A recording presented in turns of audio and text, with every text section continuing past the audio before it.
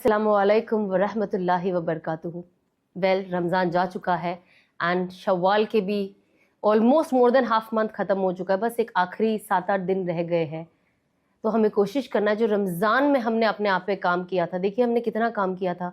हम नमाज पूरा वक्त पे अदा करते थे, मस्जिदें आबाद थी, वहाँ पे लोगों के पास अंदर नमाज पढ़ने के लिए जगह नहीं थी। एंड अब देखिए क्या हो रहा है। हम कोशिश करें कि हमने रमज़ान में जितना अपने आप को चेंज किया ना, जो हमने ट्रेनिंग की है उस मंथ अपने आप पे, उस चीज़ को हम बाकी रखें। रमज़ान में हम नमाज़ें भी पढ़ते थे, कुरान की तिलावत भी करते थे, लोगों को ज़कात भी देते थे, सदका भी देते थे, और भी ज़्यादा गिफ्ट्स देते थे, दिल खुश होके देते ही रहते थे, है ना। हम सखी हो गए थे। तो हम कोशिश करें कि हम वो सखावत को भी बाकी रखें।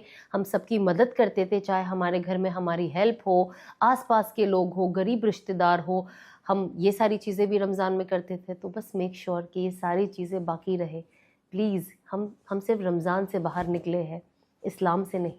तो इस चीज़ को बाकी रखें एंड इस चीज़ को अपने अंदर रखें। हज आ रहा है और देखिए ना, अल्लाह सुब्हानहू व तआला का कितना अजीम ये सिलसिला है कि अल्लाह आपको रमज़ान का एक महीना देता है।